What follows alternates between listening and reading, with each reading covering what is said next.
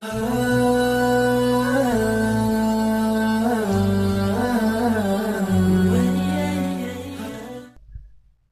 و نصلی علی رسولہ الکریم۔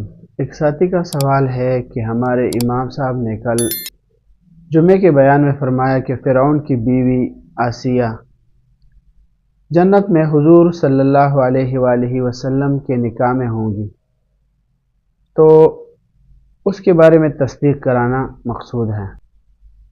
الجواب حامداً و مسلیاً اما بعد۔ اس کے بارے میں مسئلہ یہ ہے کہ بعض ضعیف احادیث اور آثار سے معلوم ہوتا ہے کہ فرعون کی بیوی حضرت آسیہ رضی اللہ عنہا اس کو جنت میں حضور صلی اللہ علیہ وآلہ وسلم کی بیوی بننے کا شرف حاصل ہوگا۔